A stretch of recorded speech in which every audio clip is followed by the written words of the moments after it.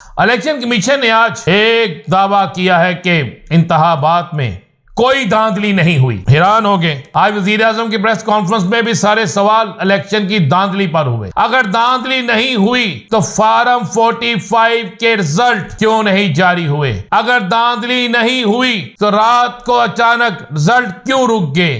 अगर धांधली नहीं हुई तो जो लोग फार्म 45 लेकर चीख रहे हैं कि हम 50,000 से 60,000 से जीत रहे हैं, फिर उनके साथ इंसाफ क्यों ना हुआ? अगर धांधली नहीं हुई तो फिर पहले इलेक्शन में इस कदर इतने ज्यादा एप्लीकेशनें क्यों आई? लोग सबूत लेकर क्यों आए? लेकिन इसके बावजूद मैं एक आपको खबर दे दूं। खबर बड़ी क्लियर और वाज़ेह है, और खबर यह है कि आपको 2 से 3 माह बाद बड़ा सरप्राइज मिलने वाला है। बिस्मिल्लाहिर्रहमानिर्रहीम, अस्सलातु वस्सलाम अलैका या सय्यदी या रसूल अल्लाह, अस्सलातु वस्सलाम अलैका या सय्यदी या हबीब अल्लाह। तमाम सुनने वालों को अस्सलाम वालेकुम। मैं हूं राना ज़ीम। पाकिस्तान की तारीख में सियासत, हालात सब कुछ तब्दील हो रहे हैं। मैं याद दिलाना चाहता हूं आपको, मैंने अपने पहले व्लॉग में यह कहा था जब इलेक्शन की डेट अनाउंस हुई थी कि यह इलेक्शन पाकिस्तान की तारीख में 99% बड़े चेहरों को बिल्कुल सियासत से आउट कर देंगे। 99% तो नहीं हुए, लेकिन 85% बड़े चेहरे सियासत से आउट हो गए। बल्ले का निशान छिन जाने के बाद बैंगन, चारपाई, गाड़ी और बहुत से ऐसे निशान जो लाट किए गए, विकेट। लोगों ने कहा कि इन निशानों पर कौन वोट देगा? आम देहात में रहने वाला इसे याद नहीं रखेगा, गली मोहल्लों में रहने वाले याद नहीं रखेंगे। इससे तहरीक के इंसाफ को एक बड़ा नुकसान पहुंचेगा। ये सारी बातें होती रही, और साथ ये भी कहा कि इस नुकसान से तहरीक के इंसाफ शायद संभल ना पाए। लेकिन इन इंतखाबात ने इस पर कौन क्या कह रहा है इससे हटके, इस पर इलेक्शन के रिजल्ट पूरे किस तरह हुए इससे हटके, अचानक रिजल्ट रोक लिए गए इससे हटके, कौन किसको जिम्मेदार करार दे रहा है इससे हटके, अगर आप देखें तो इन इंतखाबात में गाजर, मूली, बैंगन, चिमटा, तरा और उसके बाद विकेट, इन सब चीजों ने शेर से लेकर तीर, किताब से लेकर तराजू, तमाम की तमाम सियासी जमातों के इंतखाबी निशानों को पीछे फेंक दिया। पाकिस्तान की सियासत के बड़े नामवर लोग जो हैं वो इस इलेक्शन में आउट हो गए।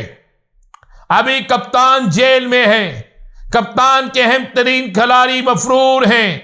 उसके बावजूद भी पाकिस्तान की कौम ने अपने राय इजहार को इस तरह अदा किया।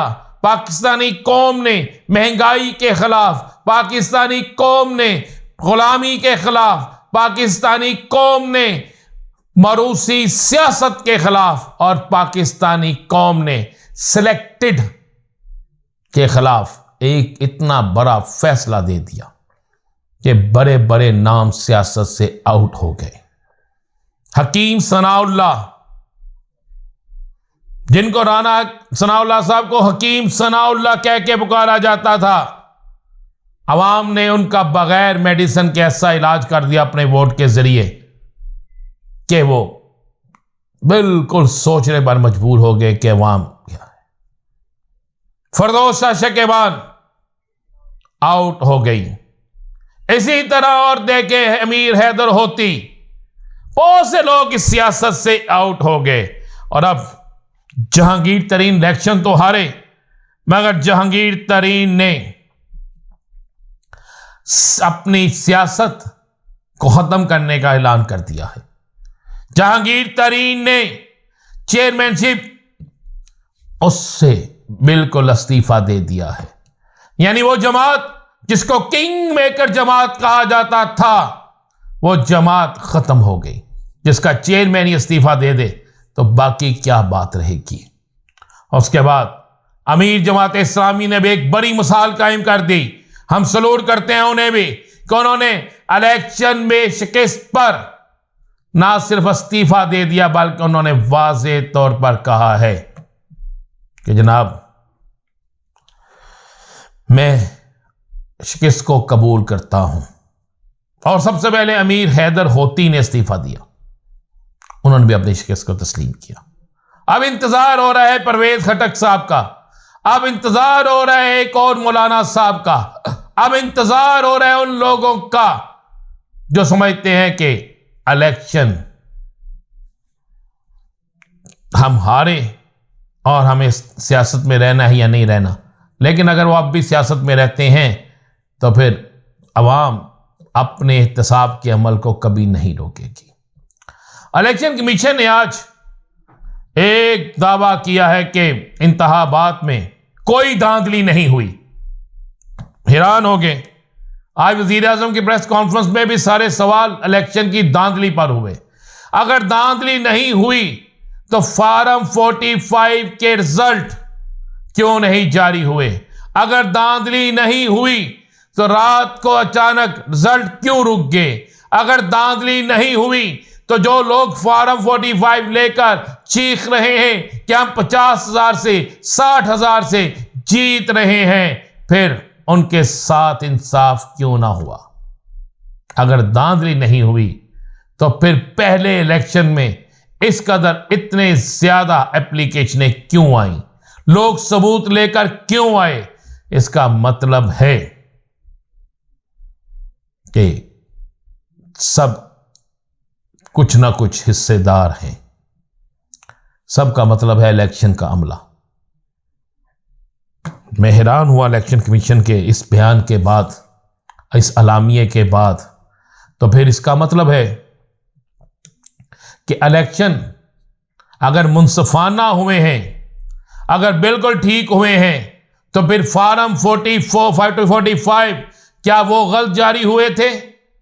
लेकिन इसके बावजूद मैं एक आपको खबर दे दूं, खबर बड़ी क्लियर और वाज़े है, और खबर यह है कि आपको 2 से 3 माह बाद बड़ा सरप्राइज मिलने वाला है। ये सारी चीजें 2 से 3 माह बाद इतनी तेजी से रिवर्स होंगी कि कोई सोच भी नहीं सकता। 2 से 3 माह बाद इस तरीके से सारा कुछ आपको खत्म होता नजर आएगा, वो धुंध छुटती हुई नजर आएगी, जिसके हवाले से आज बहुत सी शिकायत की जा रही हैं। लिहाजा मेरे पास जो इतलात हैं, जो खबरें हैं, उसमें यही है कि कुछ होने वाला है, और जो होने वाला है वो उनके लिए बुरा होने वाला है जो अपने आप को इक़्तिदार की मस्कत पे अब से ही बड़ा जुमान समझती हैं। क्या होगा ये भी आपको बताएंगे। इजाज़त दीजिए। अल्लाह हाफ़िज़।